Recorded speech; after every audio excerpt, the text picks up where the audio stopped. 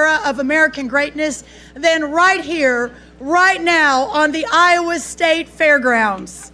Let's go. Iowa is the backbone of America, and there is a reason for that. It is the small towns, it is the hearts of the people who live here who power our nation. Iowa feeds America. Iowa, you fuel America. And Iowa will always be the beating heart of America. Our American Revolution was fought for many causes, all under the banner of liberty.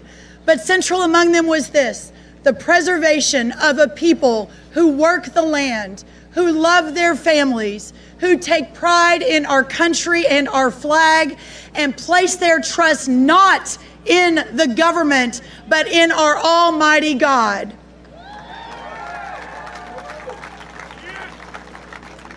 This is the foundation of our greatness, a greatness that is being restored by a leader we love and who loves you, President Donald J. Trump. President Trump never forgets that it is this state, that it is all of you, that it is Iowans who helped send him back to the White House for this, the most historic second term of our lifetimes. And this is why he fought for Iowa farmers in the one big, beautiful bill, which unleashes economic rural prosperity by providing the largest working and middle-class tax cut in history and saving your family farms from the crippling death tax.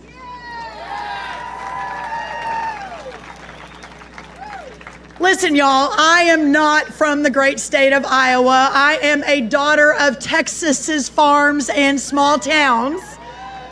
Got a few Texans here. I was just a small town FFA kid growing up baling hay and racing barrels in the tiny town of 1200 in Glen Rose, Texas. But it is there where I learned the virtues that run deep through America's heartland. And that American way of life of hard work and self-sufficiency, of grit and of grace, of faith and of family is not some creation that came about by accident. It is the deliberate consequence of the great American founding itself. It is the creation of the founders and the expression of liberty and of freedom. The founders knew that the culture of entrepreneurship, of independence, of self-reliance, of risk, and of community that characterized the farming life and our farmers was indispensable to the new American Republic. No agriculture, no farms meant no liberty. It was simple then, and it is that simple now. Iowa and the whole agriculture way of life is therefore both part of the American experiment and a signal of its true success. The men who sacrificed themselves upon the altar of freedom at Lexington and Concord 250 years ago did so that this nation could exist now. If they could see it, and I believe they do still see it, they would say it was all worth it. That connection with history and purpose is important now more than ever, because we have, for the first time in a generation, a president of the United States who understands it and embodies it.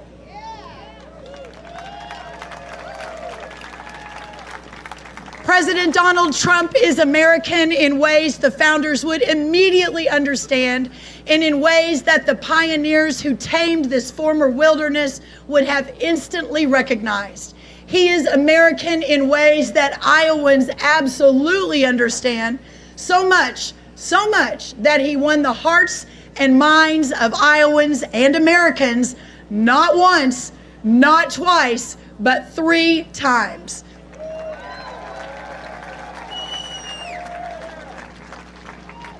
And now that you have brought him back to the White House again, he is delivering on his promises. Inflation, the cost of goods, is down. Our border is secure. Our partners across the world are negotiating again for great trade deals for our farmers and our ranchers. And the world is returning to peace once again. And by the way, did y'all hear that the cost of eggs is a little bit down? President Trump's Americanness expresses itself in his agenda. As his Secretary of Agriculture, I can tell you firsthand that his passion for American farmers, for American ranchers, for our rural America is unmatched. And we have the joy of keeping up with him in that respect. And everyone knows that he is explicit and unashamed in putting America first, in defending American jobs, in defending the American border, in defending the American heartland, in defending the American farmer, and in defending the American dream.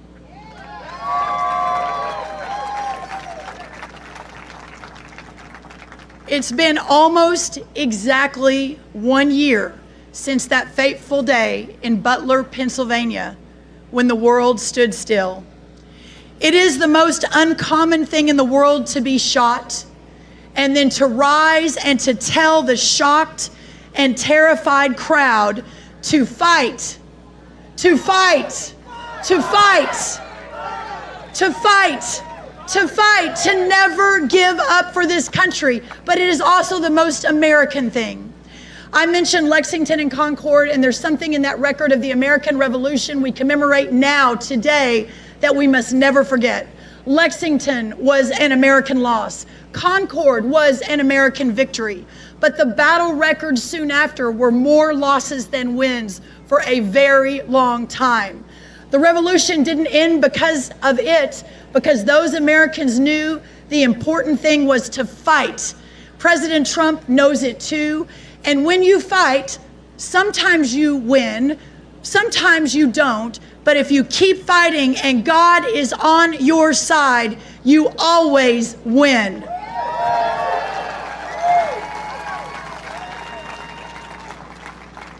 Tomorrow is the anniversary of our formal independence, the final 4th of July before the grand celebration of America's 250th anniversary, just 1 year from tomorrow.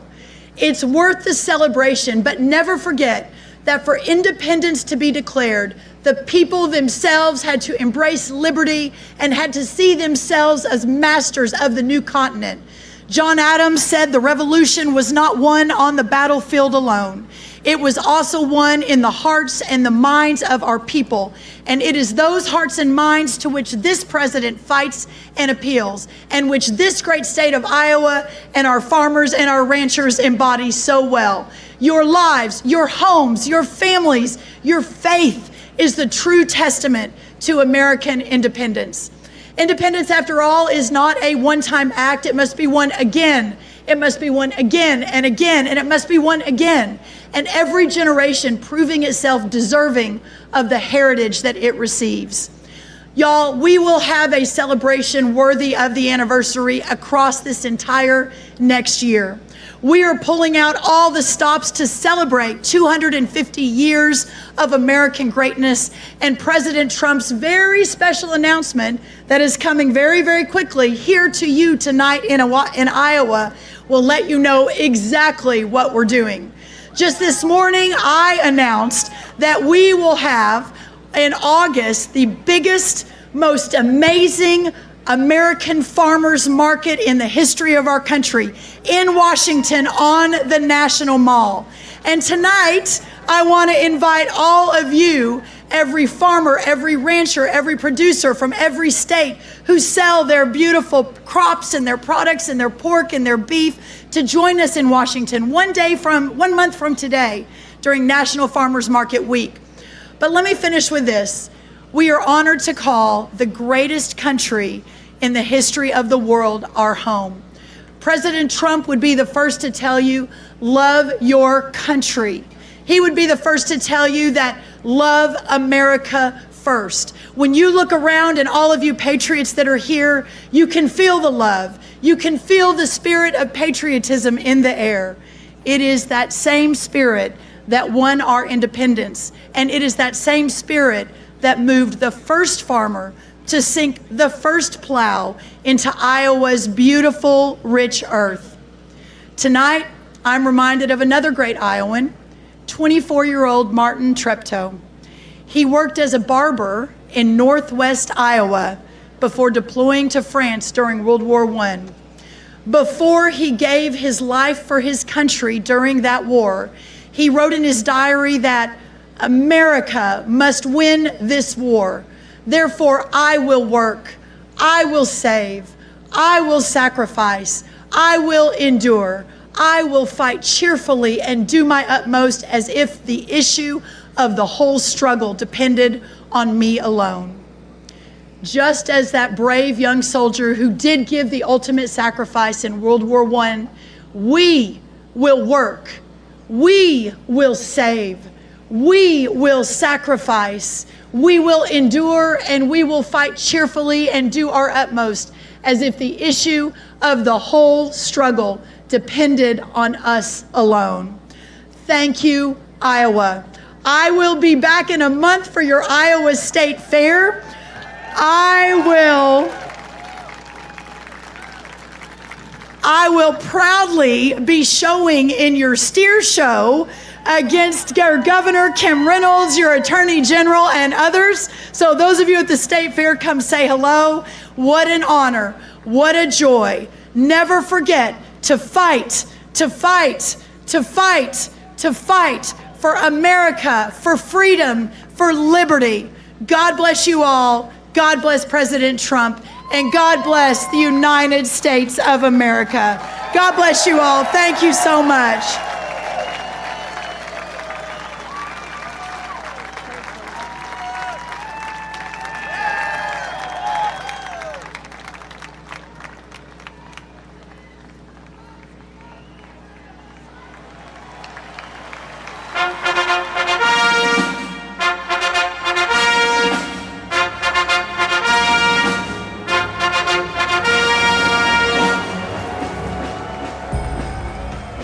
Today we commemorate an event that did not just change American history, but changed the history of the entire world with the creation of America's Army on June 14th, 1775. Liberty got its shield and freedom got its sword.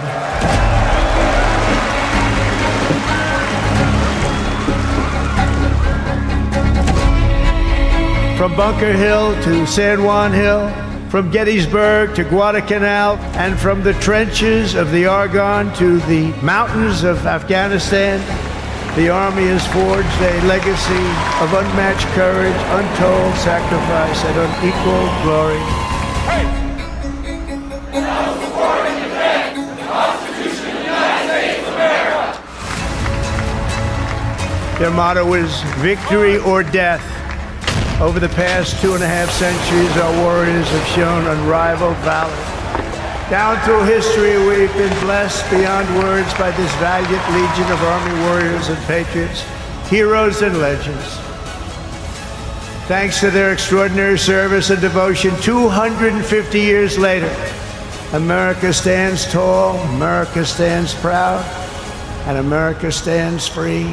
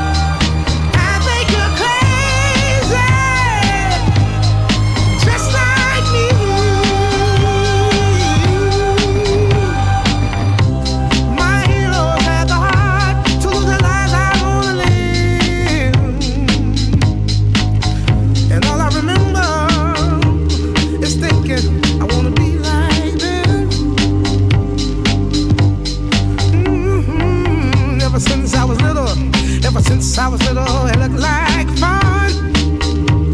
If there's no coincidence, I've come, and I can die when I'm done. But maybe I'm crazy. Maybe you're crazy. Maybe we're crazy.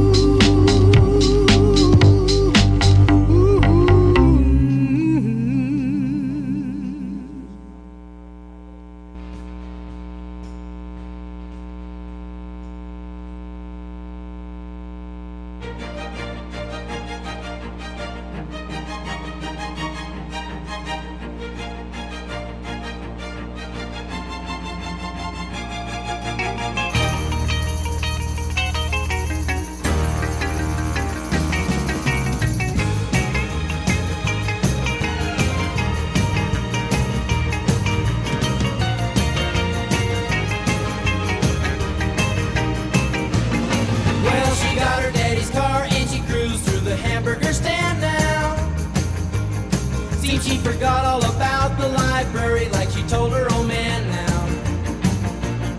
And with the radio blasting goes cruising just as fast as she can now. And she'll have fun, fun, fun till her daddy takes a T-bird away. Fun, fun, fun till her daddy takes a T-bird away. Can't stand her 'cause she walks, looks and drives like an ace. You walk like an ace now, you walk like an ace. She makes the Indy 500 look like a Roman chariot race. Like an ace now, you look like an ace. A lot of guys try to catch her, but she leads them on a wild goose chase. Like an ace now, you drive like an ace. She'll have fun, fun, fun till her daddy takes a T-bird away. Fun, fun, fun till her daddy takes a T-bird away.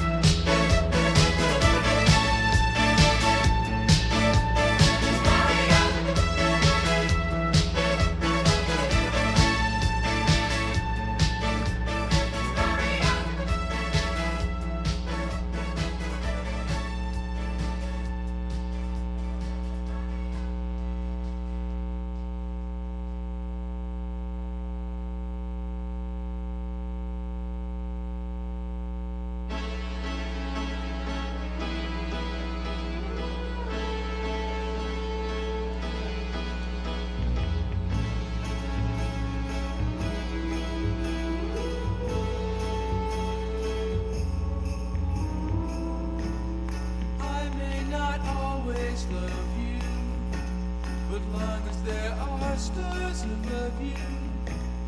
You never need to doubt it. I'll make you so sure about it. God only knows what I'd be without you. If you should ever leave me, though life would still go on, believe me, the world could show nothing to me. So what good would living do me? God only knows what I'd be without you.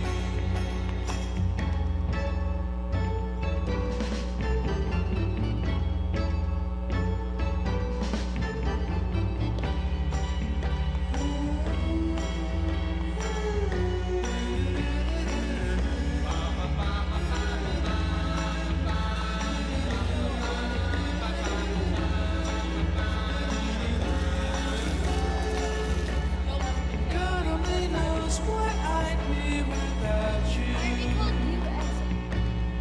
If you should ever leave me, though life would still go on, believe me, the world could show nothing to me. So what good would living do me?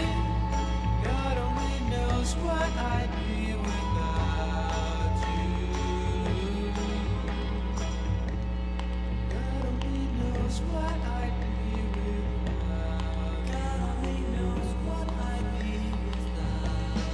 God only knows what I'd be without. God only knows what I'd be. God only knows what I'd be without. God only knows what I'd be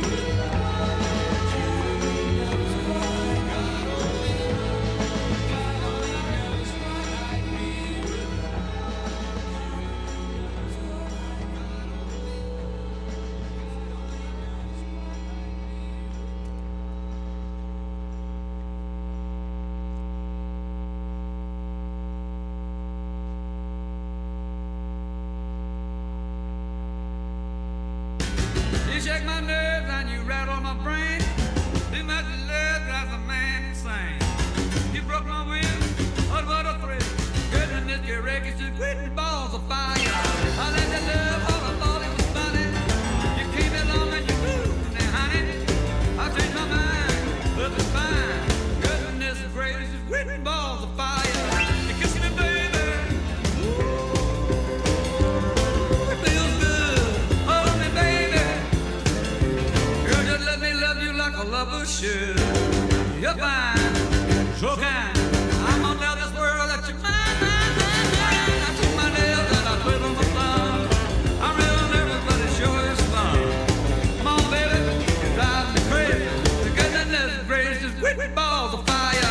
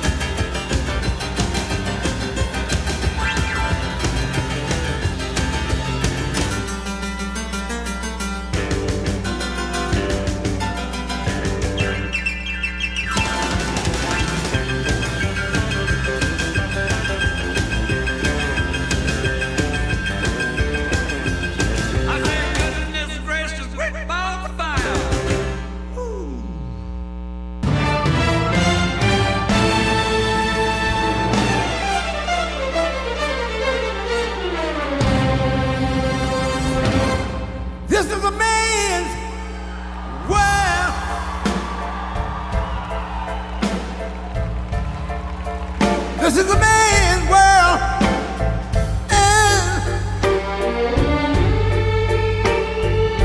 But it wouldn't be nothing without a woman or a girl.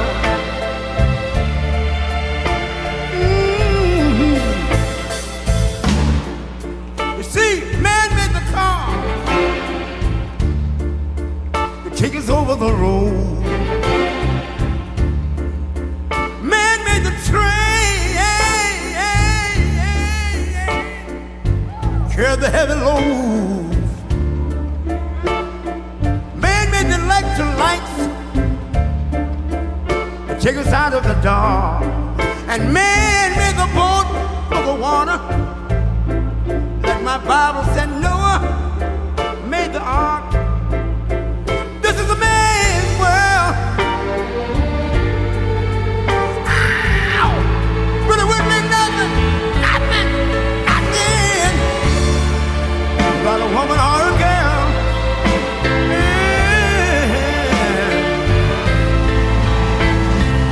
L'uomo rincorre il potere, ma lui non sa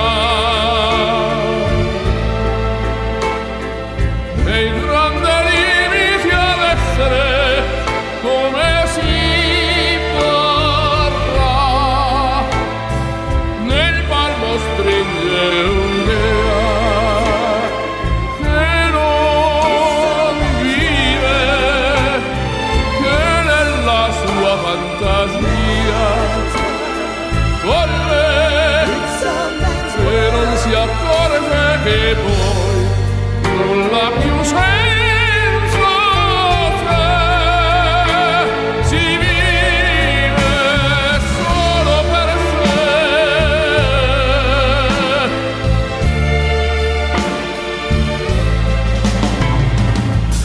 Man thinks about a little bit of baby girls and a baby boy. Man make them happy because man make them toys. But after man made everything he can, man made lira, pesos, dollars, rubles to buy from every good woman.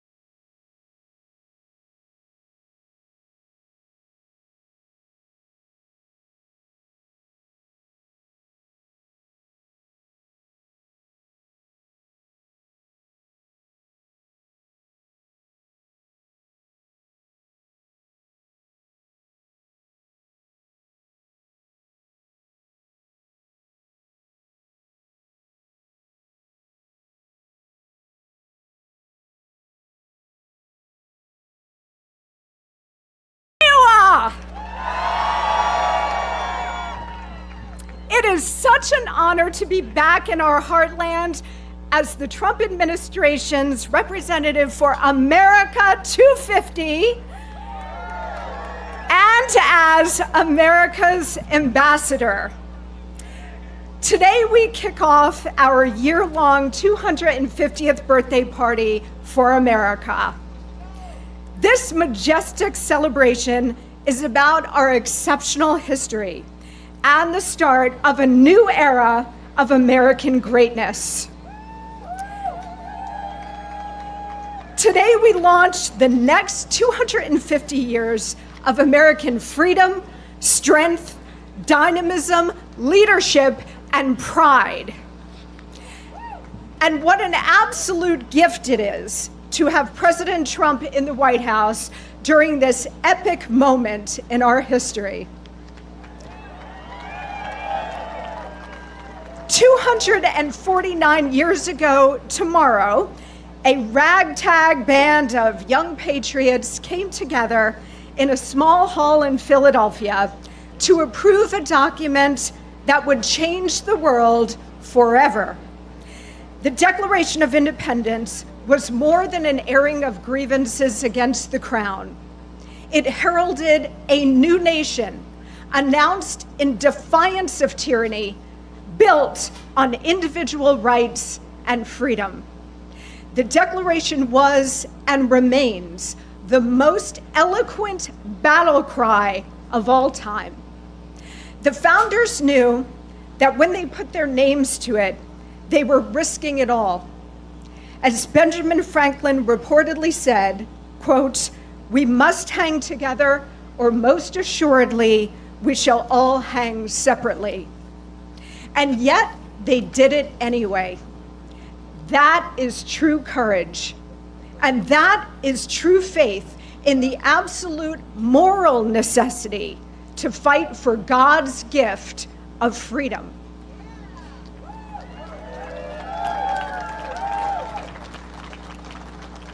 The hand of God was upon our founding fathers and upon our new upstart country.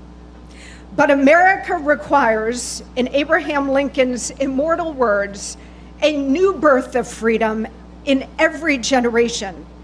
And over the next year, we will honor and celebrate all that the incredible generations before us accomplished, from creating this republic to saving it more than once.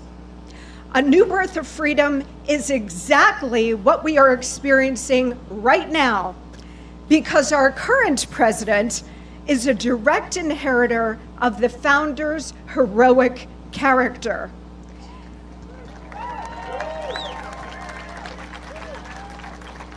A profoundly brave man, driven by the noble fight for American freedom, guided by the hand of God.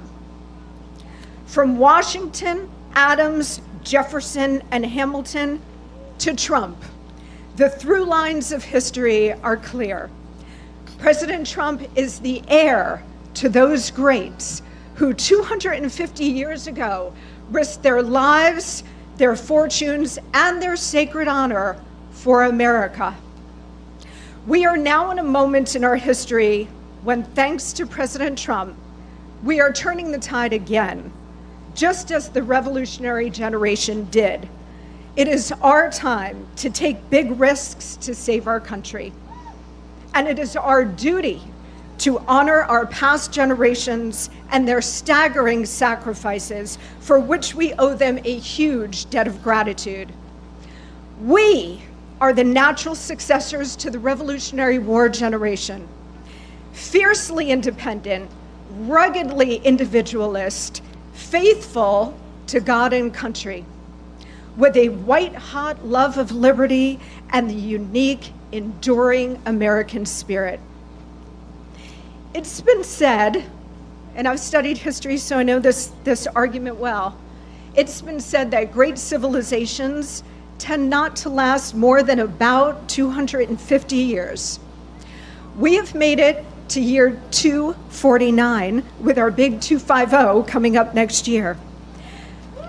This is an inflection point for the United States. We really do stand at a crossroads in history. As a nation, we could continue to slide into steady decline, or we could choose a restoration of American vigor, patriotism, and purpose.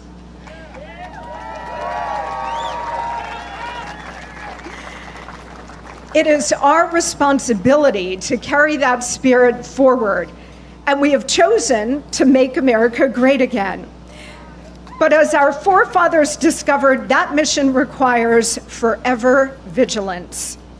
President Trump is rekindling our founder spirit and reclaiming the American Republic for the American people.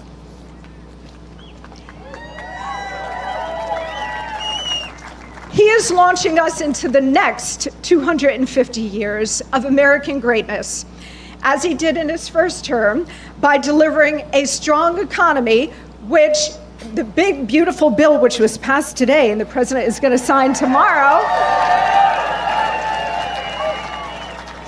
that is going to add rocket fuel to an already strong Trump economy. President Trump had to bring the economy back not once but twice. First, after 8 long years of Obama-Biden, and then after the COVID pandemic, when we reopened the country. And guess what? He's going to do it a 3rd time. He is also delivering major trade deals, an enforced border, and record low illegal immigration, a government being rid of waste, fraud, and corruption, and world peace. He is literally delivering peace and prosperity. America first. I don't know what more people expect or want from an American president. He is literally fulfilling the entire job description and so much more. He is fulfilling America's very destiny. This is the new golden age, and with God's help, we will make America even greater over the next 250 years.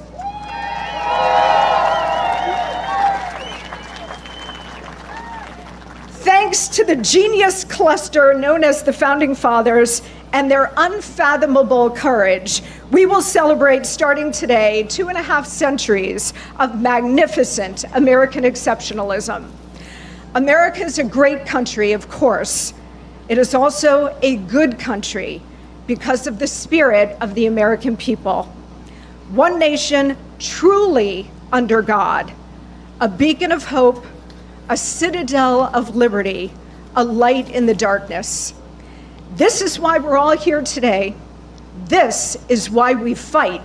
Or to quote a great man, this is why we fight, fight, fight. Thank you so much. God bless you. God bless President Trump, and may God continue to bless the United States of America.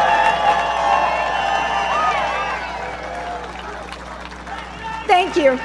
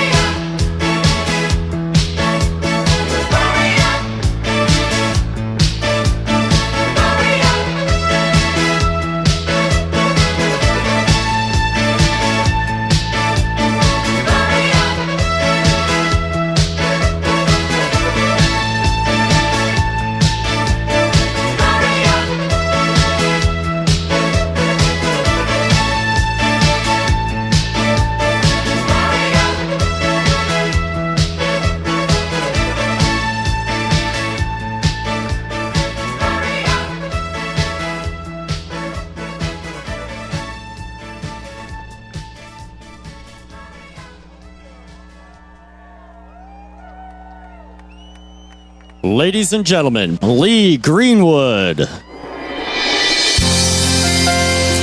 Hello, Iowa! Ladies and gentlemen, please welcome the 45th and 47th President of the United States, President Donald J. Trump.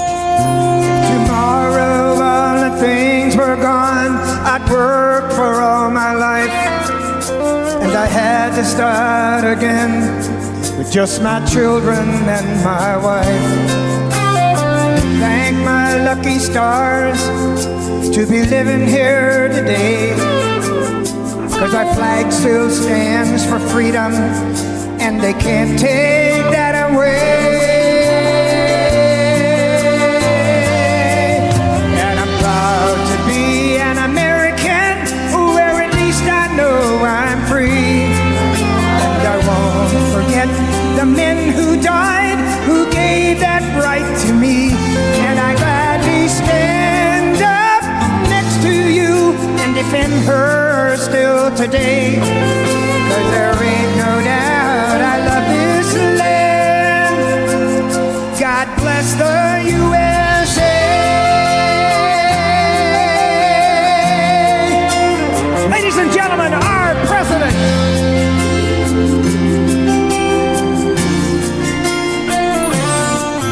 From the lakes of Minnesota to the hills of Tennessee, across the plains of Texas, from sea to shining sea, from Detroit down to Houston and New York to LA. There's pride in every American heart, and it's time we stand and say that I'm proud to be an American, where at least I know I'm free. And I won't forget the men who died, who gave that right to me. And I gladly stand up next to you and defend her still today. 'Cause there ain't no doubt I love this land. Sing it! God bless the USA.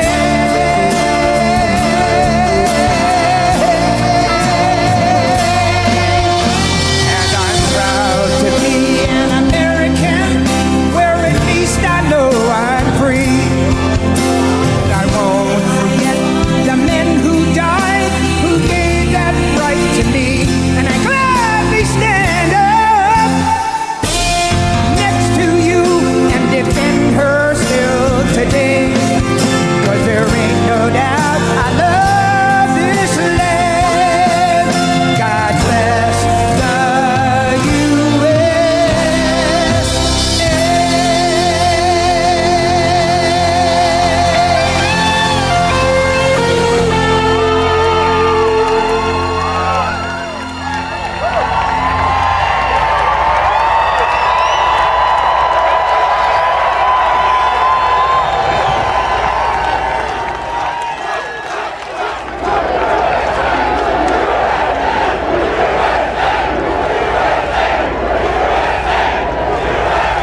What a crowd.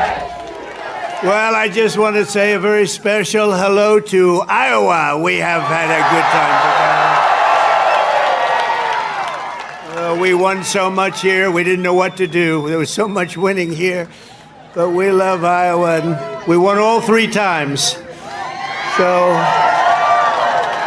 that's pretty good, and won by a lot. But I'm thrilled to be back in a state that I love, and I really do love it too, with thousands of proud, hardworking patriots at the world-famous Iowa State Fairgrounds. Thank you.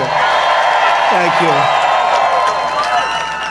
18 months ago, the people of Iowa braved sub-zero temperatures. You remember that night? Oh, that was cold.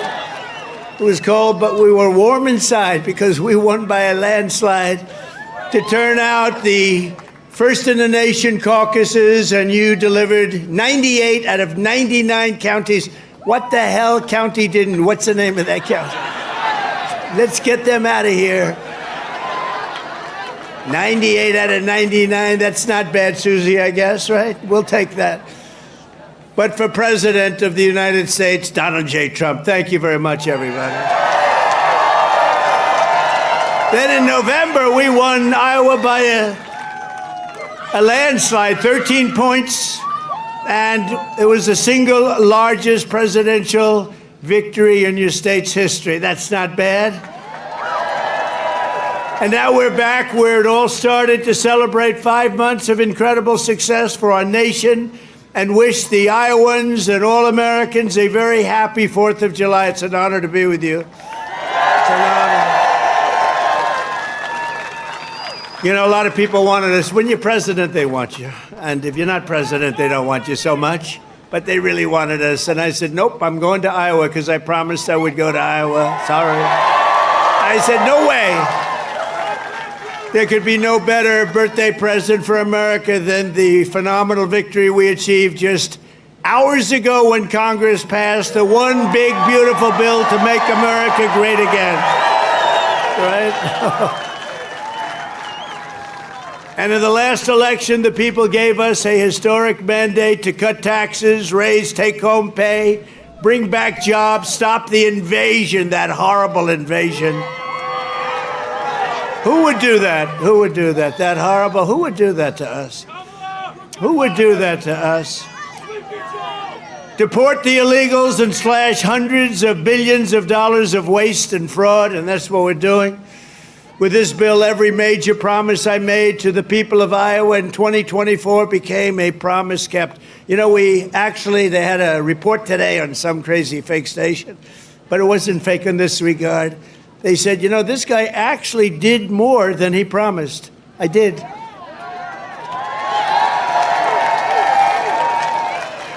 And I have another hat back there. It says, Donald Trump was right about everything. And I said, no. I said, no, that sounds a little too conceited, but it happens to be true, I must tell you. This bill includes the largest tax cut in American history, the largest spending cut in American history, the largest border security investment in American history, although I must tell you, if you saw last month, they had 0 people coming through our border, 0. I'm not sure that's even possible. You know, I'll take it, but somebody must have got it. The other character had hundreds of thousands of people every time. Sometimes in a day, they'd have over 100,000. We had 0, I don't know, for the month. So it must be a little wrong. Maybe they had 2 or 3 or something, but I'll take the 0. And the group that makes up those stats, you know, they're radical left Democrats, so it's probably true. We did a great job on the border. The largest welfare reforms and military upgrades in modern times. That's what we're doing. We rebuilt our military in 2016. In their first term, we rebuilt it. They gave some of it away to Afghanistan on the most embarrassing day in the history of our country. You remember that? We remember that? We don't have days like that. We have days like we just had in Iran. That's the kind of days we have. Complete obliteration.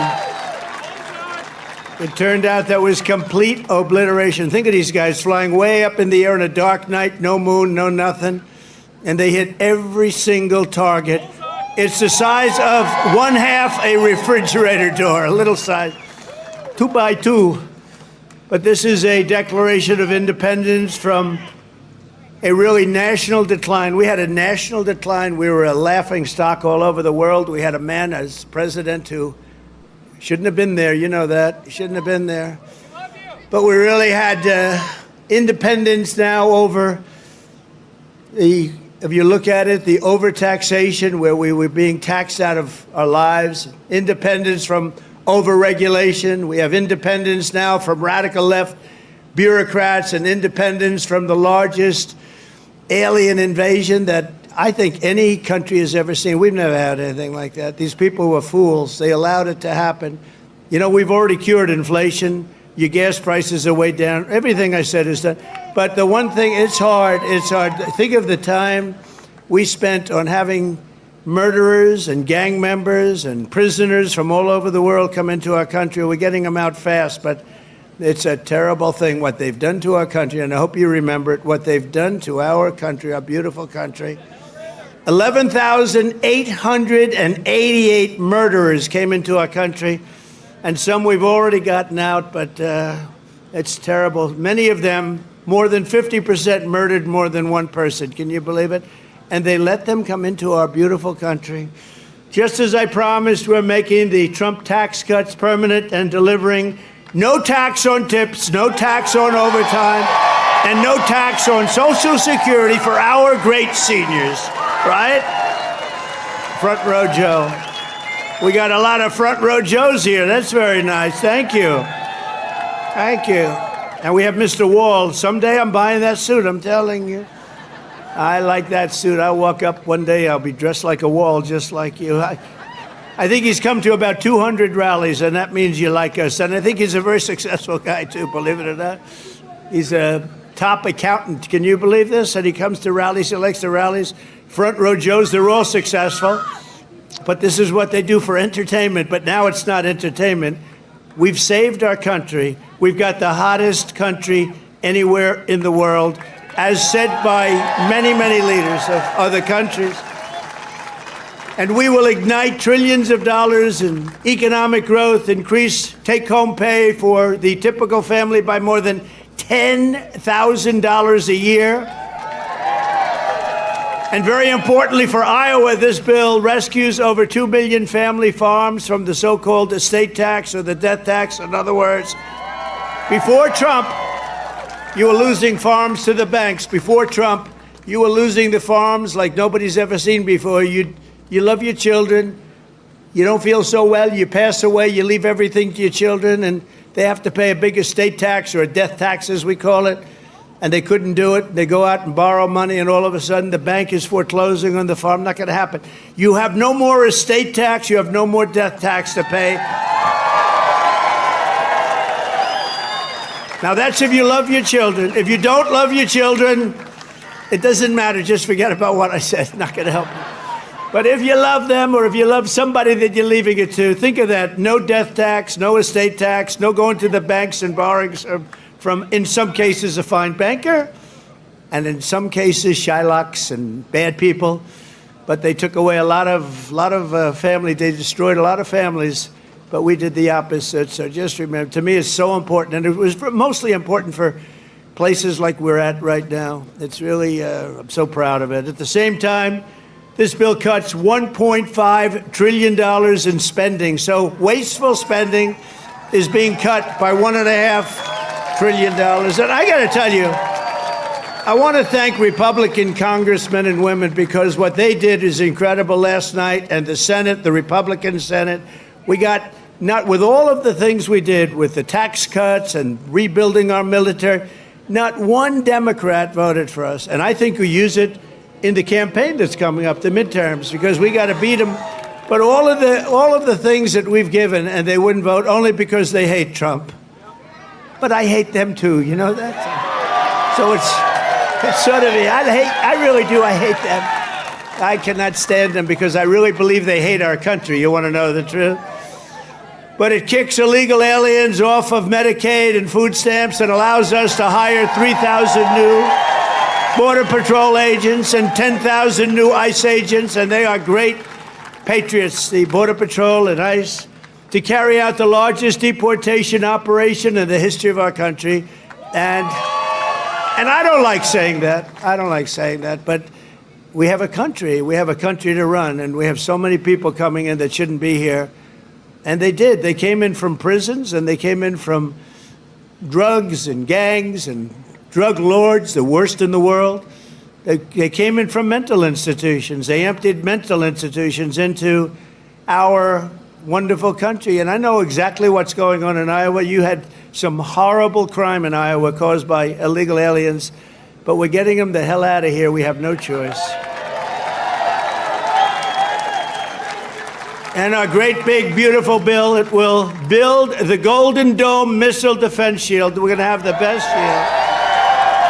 And you saw that just the other day where the missiles are being shot down one after another. You know, they called me to tell me they have to take a shot at us. This was Iran, very respectful.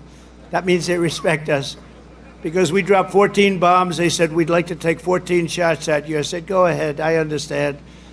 They said, where they'd do it, I said, good. We emptied out the fort. It was a beautiful military base in Qatar who treated us really fantastically well. And they said, sir, 1 o'clock, okay? I said, it's fine. We could make it later. And we had nobody but 4 gunners. We had 4, they call them gunners, and they shoot the Patriots, they shoot the missiles up. It's hard to believe. So all of a sudden they said, we're ready. And they were a little nervous about doing it, I want to tell you. Can you imagine? They were nice enough. This is Iran, to call me and tell me that they would like to shoot me at 14 times. So they want to shoot us. And I said, go ahead. And they shot 14 high-grade, very fast missiles. Every single one of them was shot down routinely by these 4 unbelievable gunmen. And they did their job, and that was the end of that. But the big thing was the attack on their nuclear facilities, what those people did. And you know, they're going to be in Washington tomorrow at the White House. We're going to be celebrating. We took not only the pilots, but the people that flew the other planes, but also the mechanics that had these planes going for 37 hours without a stop. You know, we had 50, it was so far away, we had 52 tankers. Think of that, 52 that's loaded up with oil. I wouldn't want to fly one of those suckers over a random. I say, what happens if they're shot at? Well, sir, that's a tough situation. It's not a pretty sight, but they were unbelievable. 52 tankers to load them up. They followed the planes in, and they never had to stop for fuel. They went 37 hours, actually. And how incredible. What equipment, what equipment. And you know, China, Russia, they were all watching. Everybody was watching. We have the greatest equipment anywhere in the world. We have the greatest people anywhere in the world. And we have the strongest military anywhere in the world. But we're going to fully modernize our air traffic control system and expand school choice and really so much more. By the way, the air traffic control, you probably don't have that problem here. You know, you have planes land like they... But in some congested areas, you saw what happened with the helicopter and the plane and a lot of other things.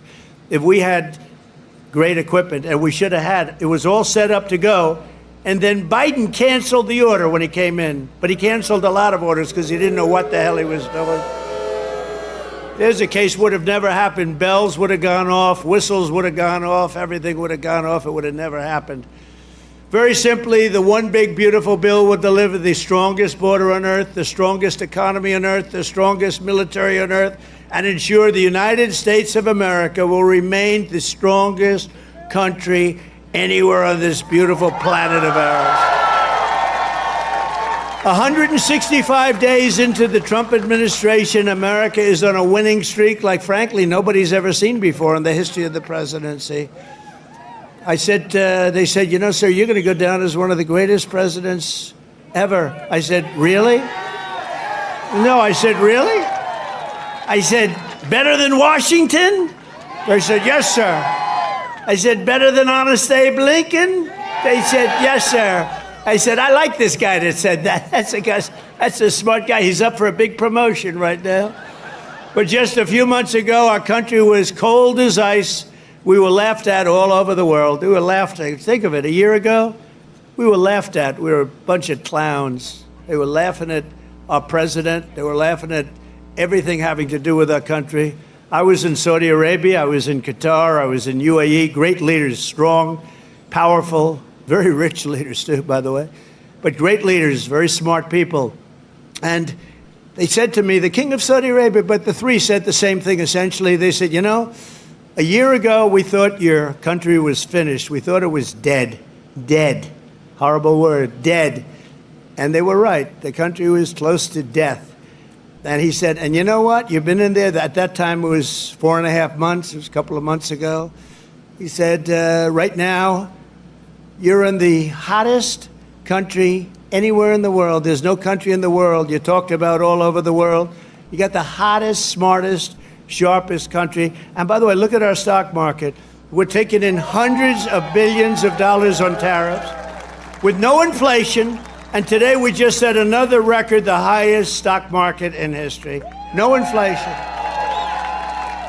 And one of the great economists from the Wharton School of Finance, where I happened to go, he apologized. He says, you know, I think Trump outsmarted us all.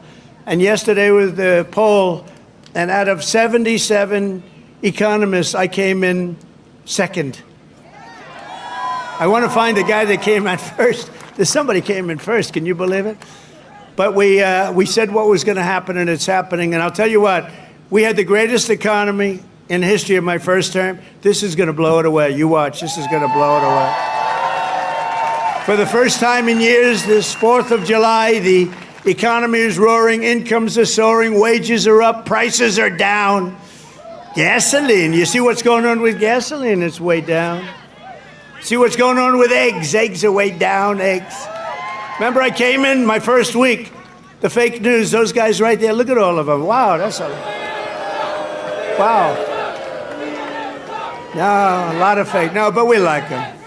It just shows you, when you can get every story, 100% of the stories, no matter what you do that's good, they make it as bad as possible, and then you win in a landslide. There's something wrong.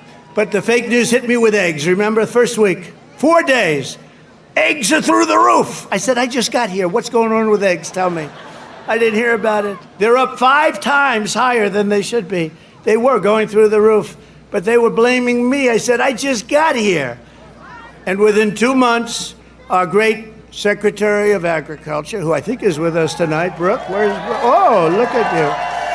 Look, she is here. She flew all the way she comes from Texas, but I think she likes Iowa maybe even better. Look at her.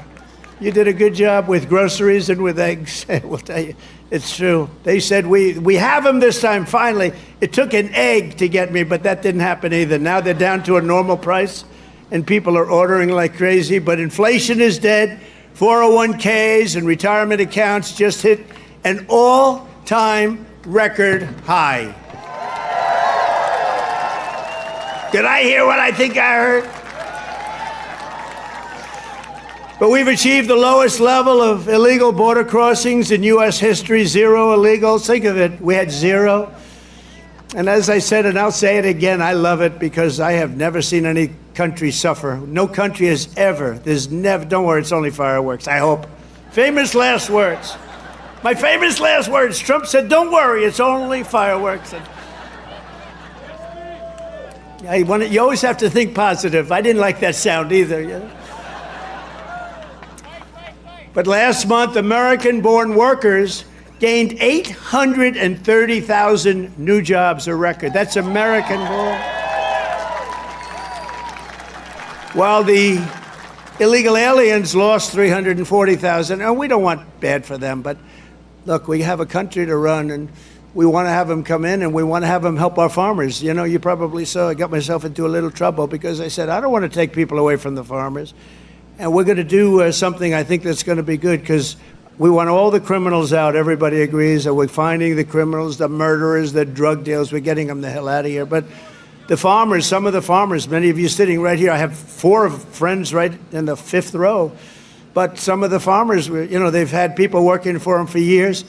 And we're going to do something. We're working with Christy. And we're going to do something that we're going to sort of put the farmers in charge. And if a farmer's been with one of these people that work so hard, they bend over all day. We don't have too many people can do that, but they work very hard and they know them very well. And some of the farmers are literally, you know, they cry when they see this happen. If a farmer is willing to vouch for these people, in some way, Christy, I think we're going to have to just say that's going to be good, right? You know, we're going to be good with it, because we don't want to do it where we take all of the workers off the farms. We want the farms to do great like they're doing right now. So Christy Noem has done a fantastic job, and Tom Homan.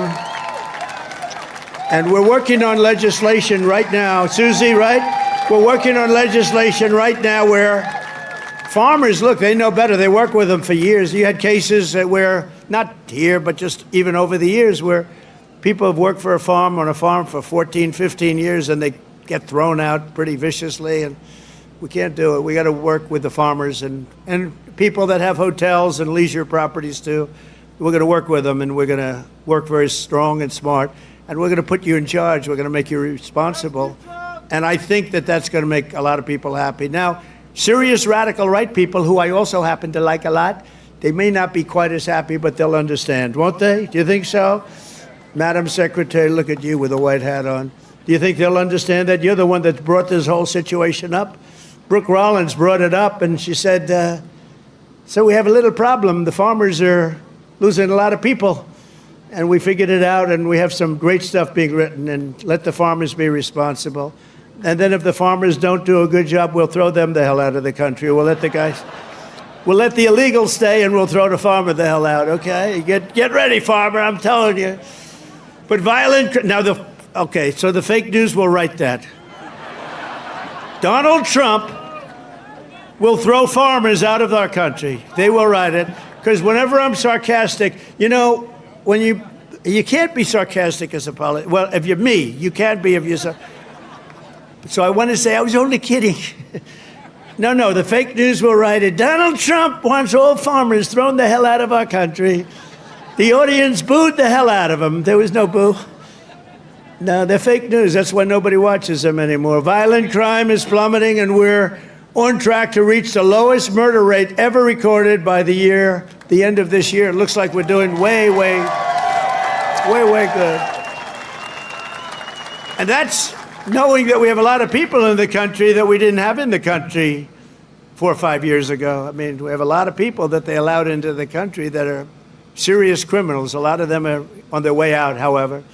Iran's nuclear enrichment has been obliterated. Remember when CNN said, it wasn't obliterated. It was maybe damaged or damaged badly, but obliterated is too strong a word. No, it was obliterated. That's now been proven. The Atomic Energy Commissions, everything that's been obliterated. And they were trying to demean me by saying that, but they were really demeaning those great pilots and people and mechanics that got those planes over there and were able to shoot from high up in the air going very, very fast, with potentially a lot of things being shot at them, and hit every single one, they're trying to demean me, but to me they were demeaning them. And they got out of the plane and they said, what the hell, we hit every single target. They know better than anybody, but now that's been proven. It's CNN fake news and scammers that work for them, scam writers that work for them. But we understand it, and we fight it back, and a lot of people say, sir, don't criticize it because they're beneath you. No, they're not beneath me. Nobody's beneath. You got to put it, otherwise people don't understand. If you don't say something about it, you got to say it. These people did one of the greatest military hits and maneuvers in the history of our country, and I want them to be appreciated for it. So they're coming to the White House tomorrow night, and I'm signing the bill with the Speaker of the House. And by the way, Mike Johnson did a great job. John Thune did a great job. Everybody. This whole 2 weeks has been incredible, hasn't it? When you think of all of the victories, we stopped 5 nations from going to war, and somebody else will get the Nobel Peace Prize for their writing about Donald Trump. A professor at some school that you've never heard of has received the Nobel Prize for his writing about Donald Trump and what Donald Trump did. I'll say, what about me? I don't get it, but that's one of those things. But think of it, we stopped India and Pakistan. We stopped Kosovo and Serbia. They've been fighting for a long time. And a lot of it was trade. I said, you're not going to trade with us if you're going to go to war. And India, Pakistan was big, very big, for a different reason. I mean, they have little things called nuclear weapons. You would have had pretty soon a nuclear war. We stopped that. In Africa, you look at what was going on in the Congo with Rwanda. That war was going on for 30 years. 30 years, and we stopped it, and it was vicious. 6 million people killed, and it was a bad one. It was killed and killed badly. Machetes. A machete. You know what a machete is? You don't want to know. And we just did a really great job. And then, of course, you cap it off with the perfect hit in Iran, where they were talking awfully badly. Death to America, death to Israel. They were talking awfully badly, and they're not talking badly anymore, to be honest with you. And we might even meet with them and see if they want to meet. They want to meet, and we'll see if we can do something. But they want to meet. I think they want to meet very badly. But our allies have agreed to pay over $1 trillion a year for our defense. You saw what happened in NATO. In fact, we have our ambassador to NATO here. Where's our ambassador? You know that guy? In Iowa, they know him. Big Matt Whitaker. We have Matt Whitaker from Iowa. I wasn't going to hire him, and then I said, Matt, you come from Iowa, don't you? Yes, sir, I do. Okay, you're hired. Anybody comes from Iowa, I hire. And every branch of the U.S. military is setting records for new enlistments. You know, remember a year ago, it was embarrassing. They couldn't get anybody to go into the military. They couldn't get anybody to go into the police or fire departments. They couldn't get anybody to go into government. And now we just set a record, a new record of enlistments in every single branch of the military and in all police forces. 1 year. 1 year ago, I remember saying to our great First Lady, I said, you know, First Lady, I call her First Lady because it makes me feel good. First Lady, isn't it terrible? You're saying good night, First Lady, my darling. Because it reminds me that I'm president. That's why. No, I said, First Lady, it's terrible. Nobody wants to join our military force. And you know, that was very demeaning to the people that are in there, that have been in there for a long time doing a good job. And then all of a sudden, like, we get elected and there's a spirit in the country and we start doing well. We have victory after victory in so many different things, especially economically. We're doing so good. We have hundreds of billions of dollars flowing in from other countries. We have plants being built all over.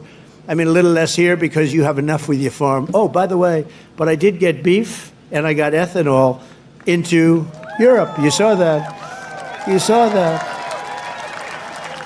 United Kingdom, they didn't want to do it. You know, they never took our beef and they never took our ethanol, and we said, you got to do it, and they did, and they were great. We made a wonderful trade deal with them, but we're doing that all over. Is ethanol very important still for Iowa? Is it so?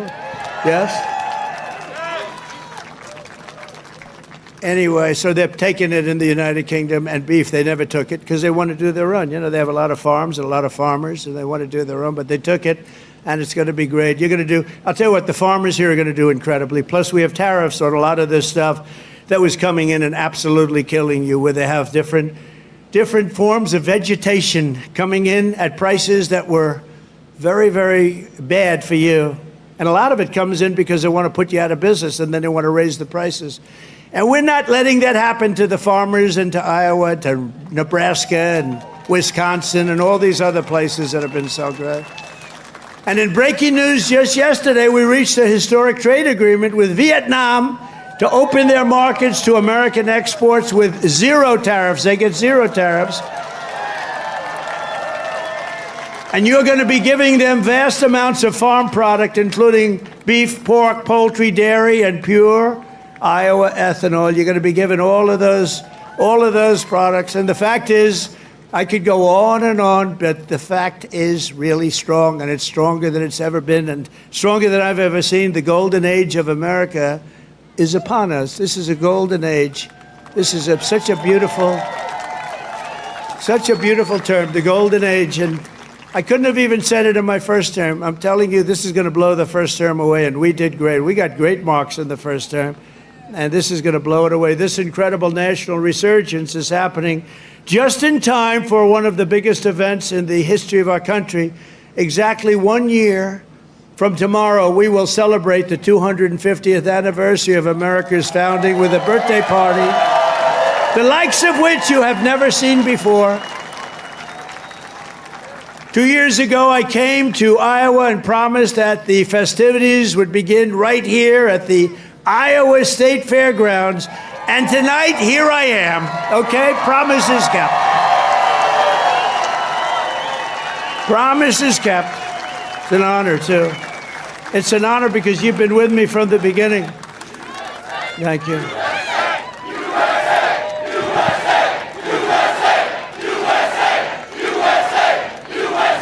Thank you very much.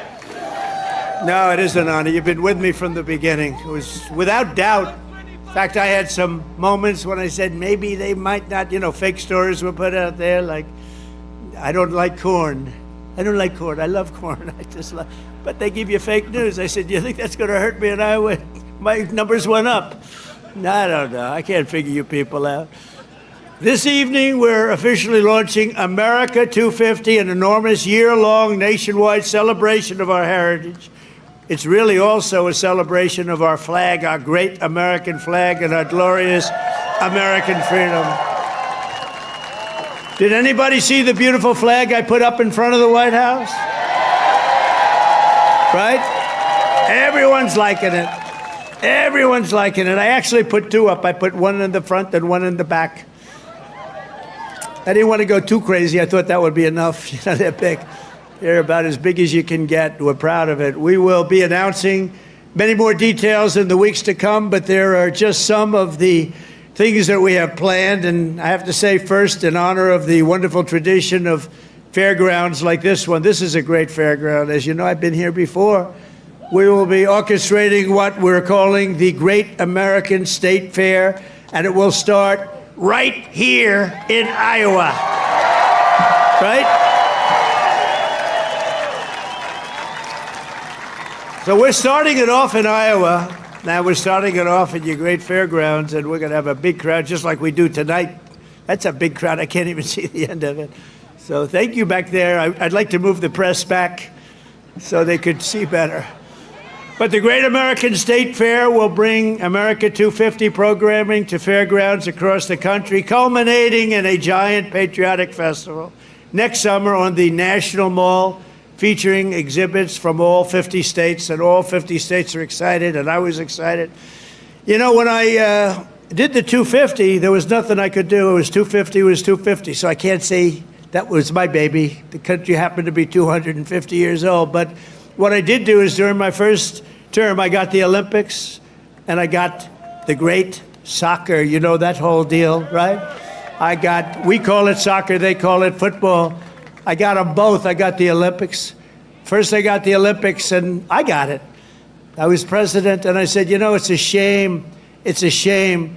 I got the World Cup and I have the Olympics. And I did it, and you have no idea. President Obama didn't want to make a call to the Olympics. You know why? Because he went to Switzerland or wherever, and he said, you know, if a president goes to get the Olympics, you have to have a deal. You have to be chosen.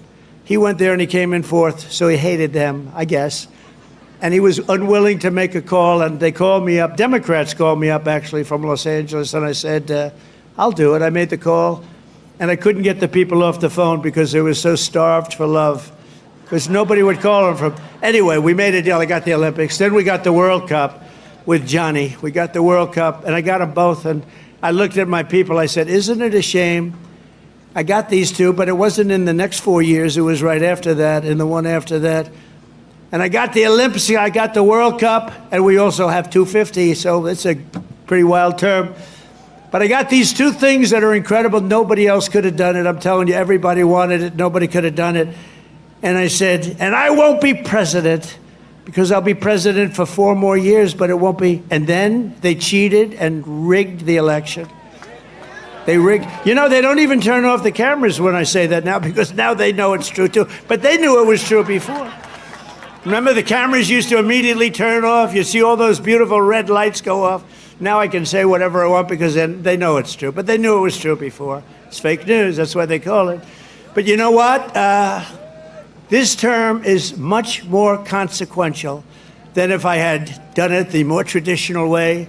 This was slightly harder, believe me. It's slightly more dangerous because there are criminals on the other side that tried to put your president in jail and went after him, just like they do in third world countries.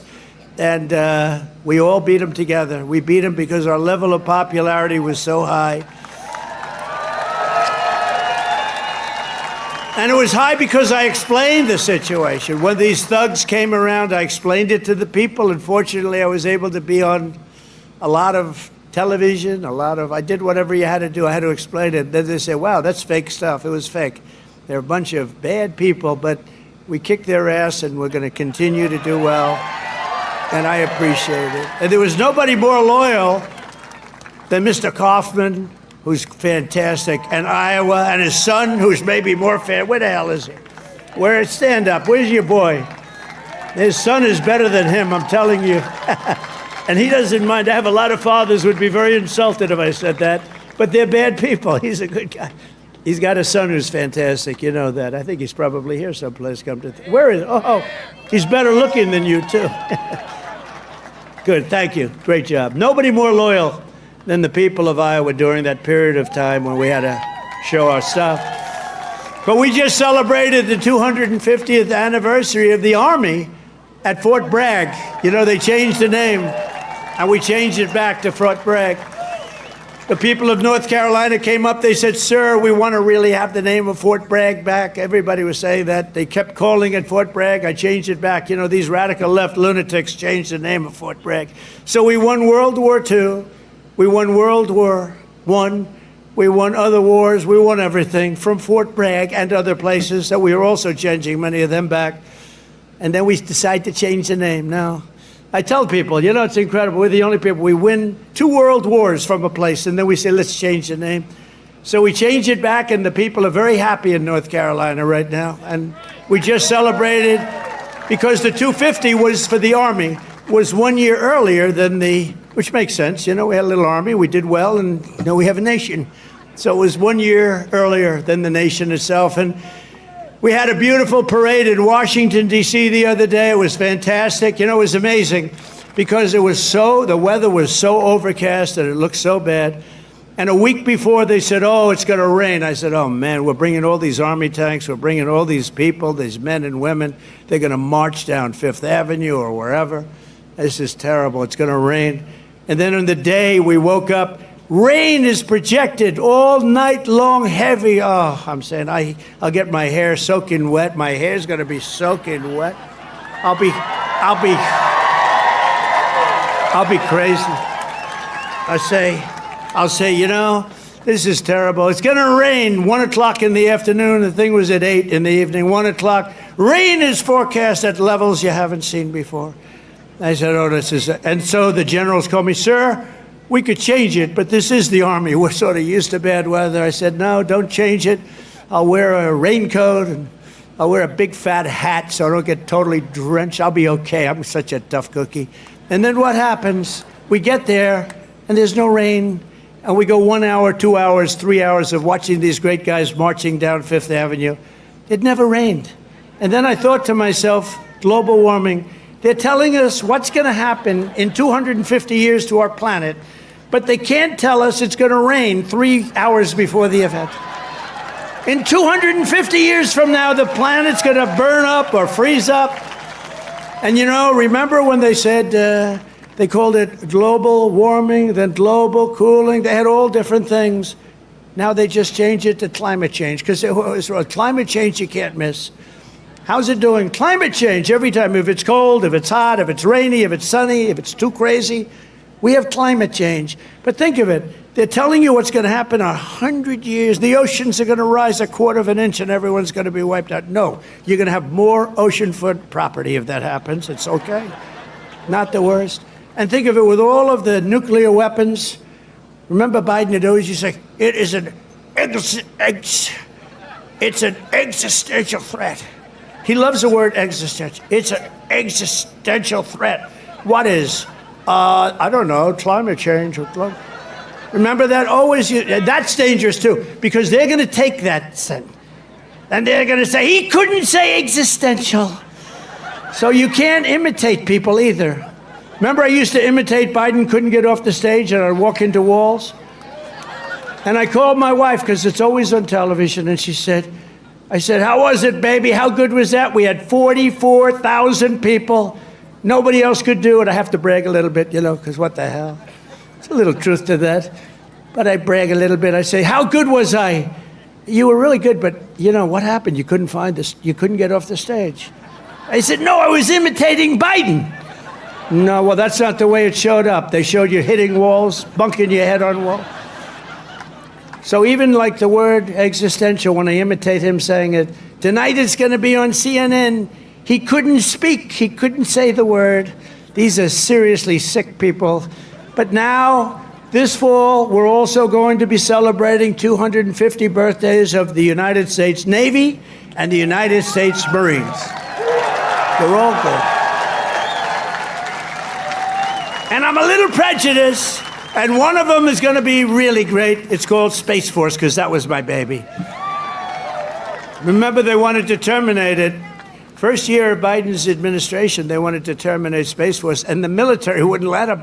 And it's turned out to be one of the most important there is. I was very proud of that Space Force, and they're doing great. In addition, just as I promised 5 years ago tonight in my speech at Mount Rushmore, where a certain governor at that time, who's now our Homeland Security Chief, Kristi Noem, stand up, Kristi. Now I don't have to introduce you later.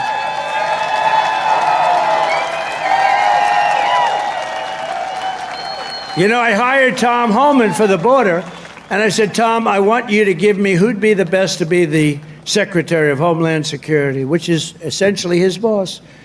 He said, Kristi Noem, sir. I said, Kristi Noem? You gotta be kidding.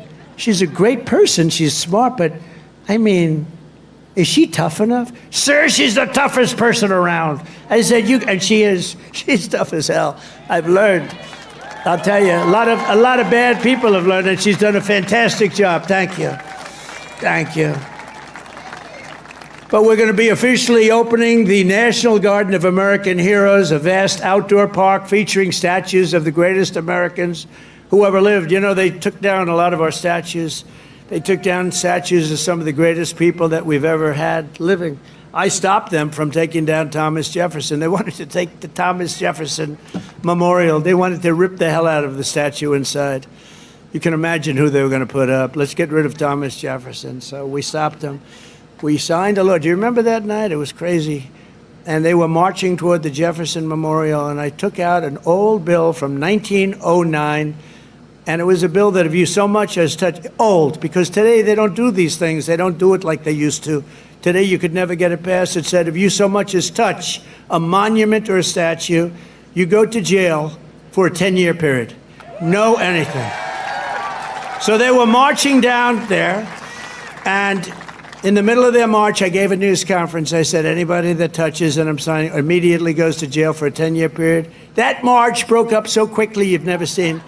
They said, it's a miracle. What happened? I signed a little bill that said you go to jail for a 10-year period. It was a great thing. It was an old bill that wasn't used. In fact, I don't know. I hope we don't have to use it again.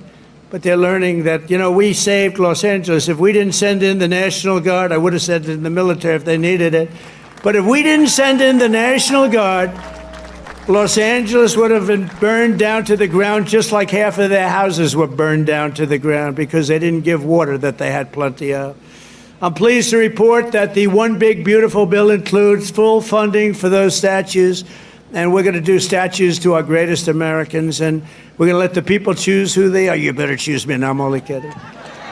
I should take myself out. I think I should take myself out, Susie. Our great Chief of Staff, the first woman Chief of Staff. Can you believe it? Susie Wiles, stand up, sir.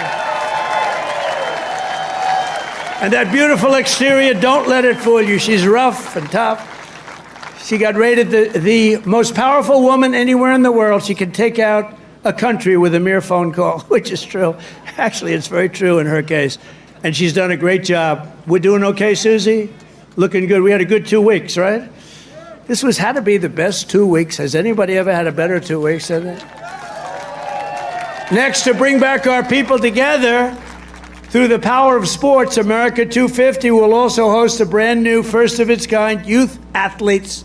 It's a competition known as the Patriot Games, and it features top high school athletes from all 50 states. It's going to be great.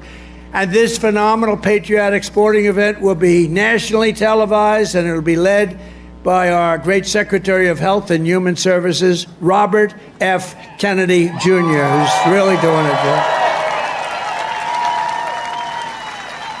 He's great, and he's a little different, right? We needed somebody different. You know, autism. You go back, I guess, 18 years, 10,000, think of this, out of 10,000 people, okay? 10,000 people, and I'll go a little different way. Right now, out of 10,000 people, 18 people they're safe. 18 people. We have a statistic on autism that's the worst I've ever seen, and he's going to change it. He's going to change it. It used to be 20 years ago, you just didn't have it. And now it's numbers that are unbelievable, where the numbers are so bad, it's got to be artificially induced, and we're going to find out what it is and when. We're going to find it out as soon as possible. I mean, you think about it, the numbers have increased by 200-fold. And that's really something, and we're going to get to the bottom of it. That's a terrible situation. Likewise, under the leadership of Secretary Burgum, who's here right now, he was a great governor of North Carolina. Great governor of North Dakota. Where is he? Where is he? Mr. Secretary. And he's in charge of energy plus a lot of land. He's the biggest landlord, I guess, in the world. But he was a great governor of North Dakota. And he was very special in so many ways. He became an energy expert. And he came to me and I said, I want you to be the head of energy. He said, no, we have one man that's better than me. And that was Chris, right? And put him in charge. And we merged the two. And he's got all the land with all the oil. And the other one has all the expertise to get the oil out of the land. And Chris is doing great. And you're doing great, Doug. And I appreciate it. And say hello to Catherine and everybody. You're doing a great job. We have a great cabinet. So every one of our national park battlefields and historic sites are going to have special events in honor of America 250. And I even think we're going to have a UFC fight. We're going to have, does anybody watch UFC, the Great Dana Well? We're going to have a UFC fight. We're going to have a UFC fight. Think of this, on the grounds of the White House. We have a lot of land there. We're going to build a little, we're not, Dana's going to do it. Dana's great, one of a kind. We're going to have a UFC fight, championship fight. Full fight, like 20, 25,000 people. And we're going to do that as part of 250 also. We're going to have some incredible events, some professional events, some amateur events. But the UFC fight's going to be a big deal, too. And to fund improvements and enhanced experiences across the park system, for this anniversary, I've just signed an executive order to raise entrance fees for foreign tourists while keeping prices low for Americans. And we're going to do that. The national parks will be about America first. We're going to take it America first for the national parks. And these are just a few of the many programs, initiatives, celebrations that will renew for our national pride. We're going to have great pride. I think we do have great pride. I think we have more pride and more spirit in our country right now than we've had in 50 years.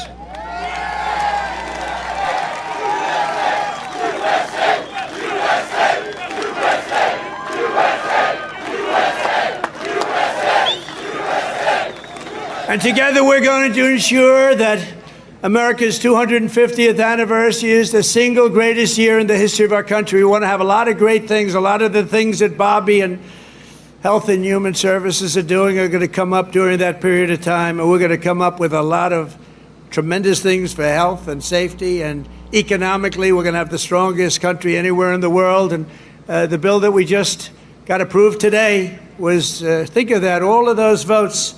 2 negative votes, but we had no Democrats, 2 negative votes in the Republicans out of all that. So I want to thank those great Republicans that voted to get it in. You know, we could only lose 3. If we lost 3, trouble. Now, we didn't lose 3. We lost 2, and I'm sure if I needed the 2, I could have gotten them too. But we're pleased to be joined tonight by many friends who will help make that possible, including, and I introduced Doug Burgum already from North Dakota, and just a great. He was really one of the best. Was he a better governor than you? Would you say, Christy? Was he better than you? I don't know, because they were neighbors. You know, you had North Dakota, you had South Dakota. Brooke Rollins, thank you, Brooke. Great job. She's now the agricultural secretary. Christy Nome, great governor also, but she's doing I don't know. This. Do you like this better than being governor? Don't say. Don't say. They love you in the state. Don't say. Maybe the most important guy in this whole place. You know, a lot of projects to stop using environmental stuff.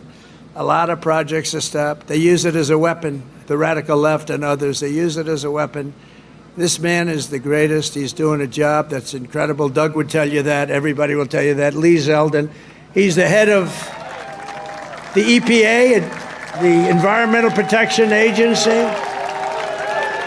He's the head of it. Great guy. He was a great politician, a tremendous congressman. He ran for governor of New York, which is tough. And he almost won. I'm glad he didn't win, actually. I wouldn't have you right now. And I said, Lee, a nuclear power plant, we give you 1 week to get me the approval. So, but he's been done great. And we have factories and we have plants all over the world right now, and they're being built and they're going up. Also, Governor Kim Reynolds from Iowa. Thank you, Kim. Thank you very much. Thank you for being here. Appreciate it. Thank you very much. And Lieutenant Governor Chris Corner. Where's Chris? Chris Corner. Thank you, Chris, very much. Great job. You have Senator Chuck Grassley and Joni Ernst. Chuck! Hi, Chuck. Wow. That's great. He's doing great, too. He's got more energy than all of us. And where's Joni? Is Joni here? Hi, Joni. Very good. Good job. Thank you very much. Thank you very much, Joni. And you have members of Congress, Ashley Hinson, Marionette Miller Meeks, Zach Nunn, Randy Feenstra. Good group. We flew in together, and boy, they were nice. They were so happy at that victory today, weren't you? Randy, thank you very much. Thank you very much. That was great. We had a good flight. We have an ambassador who's been my friend for a long time, Monica Crowley. I heard her speak. I thought she did really well.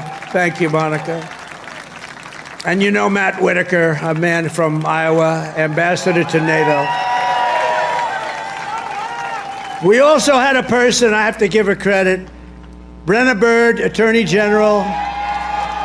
She came out and she endorsed me very early, and I appreciate it. Where's Brenna? Hi, Brenna. She came out, she endorsed me. I said, thank you very much. Who the hell is that? She's great. Former State Senator Brad Zahn. Oh, my man, there he is. I haven't seen you. He was the first man in the entire country that endorsed me, right? Not just from Iowa. He endorsed me 3 months before I ran. He said, that guy from New York should run. So I want to thank you. Really great. You're looking good, too. He's like the Marlboro Man, you know? He looks like the Marlboro Man. Handsome guy. Iowa Speaker, Pat Grassley. Pat, thank you very much, Pat. Good. Nice to see you, Pat. Iowa Senate Majority Leader, Jack Whitver. Thank you, Jack. Thank you, Jack. Iowa House Majority Leader-elect, Bobby Kaufman.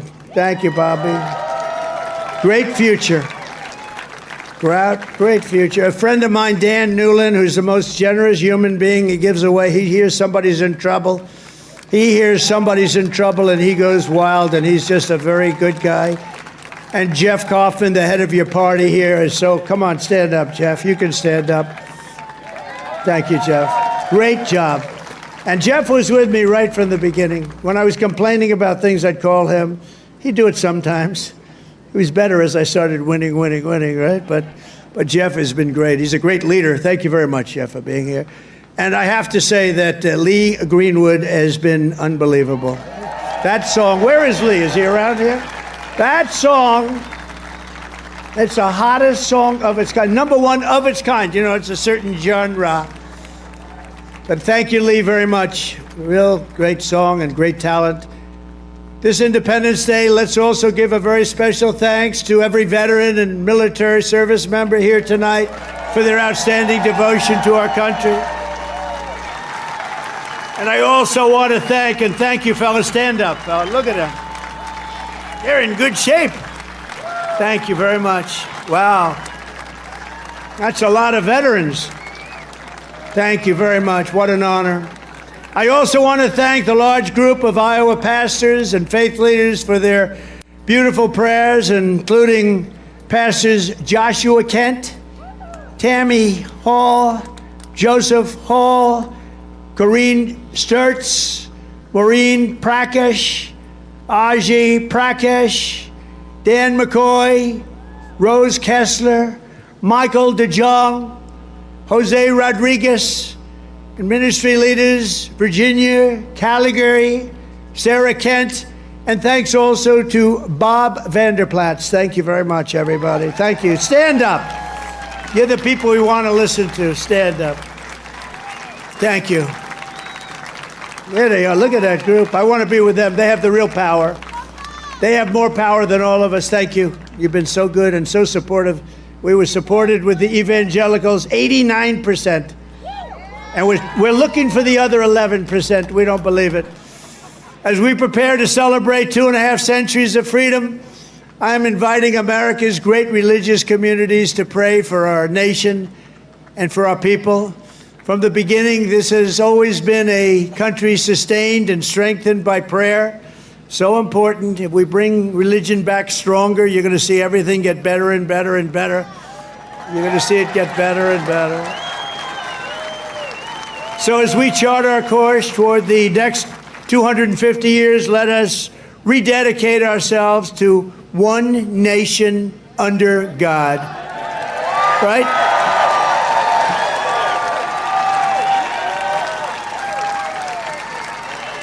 And as you know, recently we've seen some of our political system attempting to overthrow the timeless American principles and other pillars of our liberty and replace them with some of the most noxious ideas in human history, ideas that have been proven false. Members of Congress and even former presidents have been openly embracing vile creeds such as socialism, Marxism, and straight-up communism. In New York, they're trying to elect a communist, Zoran Mamdani, the guy who wants to defund the police, take over the stores and run the stores and have the people hand out goods. And when everything falls apart, it always does. It always works that way. It never has worked any other way. Anarchy and dictatorships prevail. This guy is a communist at the highest level, and he wants to destroy New York. I love New York, and we're not going to let him do that. Generations of Americans before us did not shed their blood only so that we could surrender our country to Marxist lunatics on the eve of our 250th year. As President of the United States, I'm proclaiming here and now that America is never going to be communist in any way, shape, form, and that includes New York City. And under my administration, we're bringing back freedom and liberty, law and order, and above all, we're bringing back common sense, right? Common sense. On day one, I stopped the weaponization of government against people of faith, and we created the Department of Justice Task Force combating anti-Christian bias. And I have to tell you, Pam Bondi is doing a great job. Pam Bondi is doing a great job. Attorney General, I ended the Green New Scam and terminated the insane, the electric vehicle mandate where everybody had to have a car that happened to be all electric in the next few short years.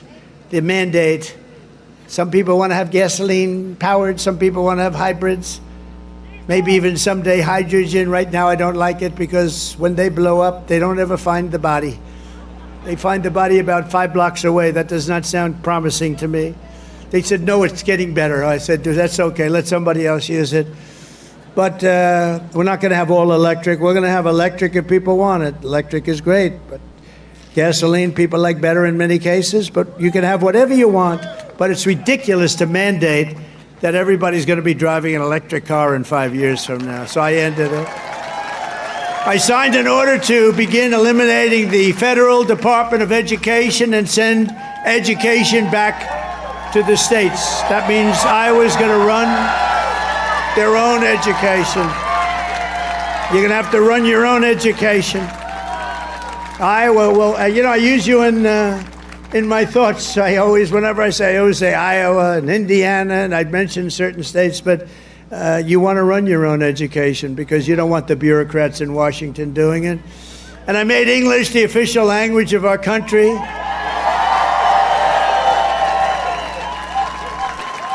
You would think that would be an easy one. It was not as easy as you think. I directed the reinstatement of all patriots expelled from our military by the Biden vaccine mandate, returning them to their former rank with full back pay. And I signed executive orders to abolish critical race theory and transgender insanity from our schools and from our military. And I made it official policy of the United States that there are only 2 genders, male and female.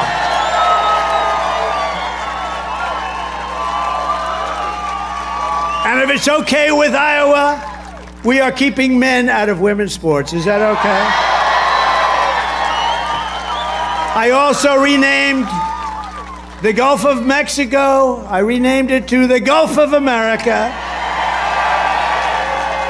And we're restoring the name of the greatest president, one of the truly great presidents, somebody that made our country very rich, William McKinley, to Mount McKinley in Alaska.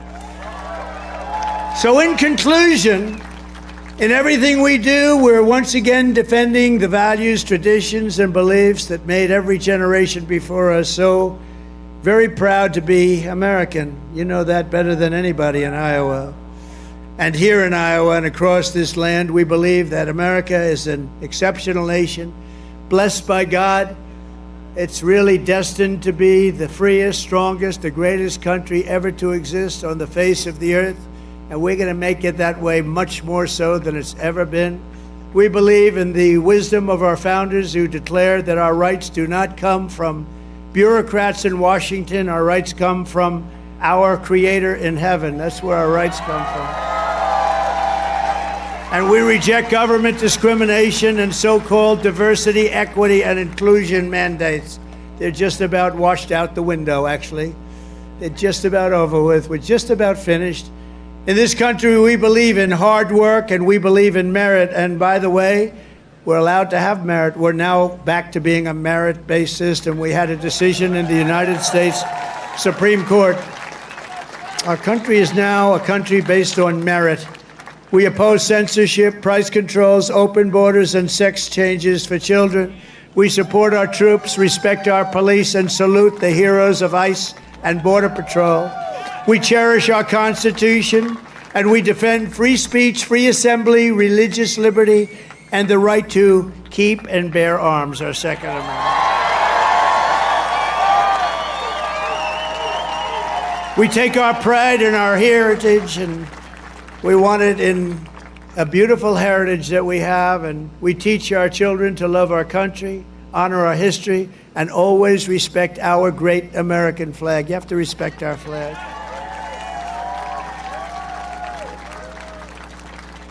From Philadelphia to Phoenix, from Gettysburg to the Golden Gate Bridge, and from factories of Detroit to the fairgrounds of Des Moines, we stand on the shoulders of heroes and legends who crossed the oceans, blazed the trails, tamed the wilderness, settled the continent, raised up those beautiful skyscrapers, and stood tall and defiant in the face of tyranny and death. From 1776 all the way through today, American patriots have won triumph after triumph. We've had victory after victory, and let nothing stand in the way of the USA, which we love so much. It was hardworking citizens like you who won our independence, secured our liberty, and built this country with courage, grit, and skill. And starting right here in Iowa, it's such a great place, and I hope you love it, but it's such a great place. You should love it. You should love it. You know, sometimes you take things for granted. This is one of the really great places, but I've been all over. It was hardworking citizens like you who saved our country in November 2024. Think of that, November 25th. Who would have thought there'd be this much of a change this fast? I didn't even think it would happen this fast. Happened at a level that nobody even thought possible. Again, we have the hottest country anywhere in the world. Today, with your help, America is free, America is proud, and America is sovereign once more. And this 4th of July, our magnificent destiny is closer than ever before. We are one people, one family, and one united American nation. We will never give in. We will never give up. We will never back down. And we will never, ever, ever surrender. We will fight, fight, fight. We will win, win, win, because we are Americans and our hearts bleed red, white, and blue.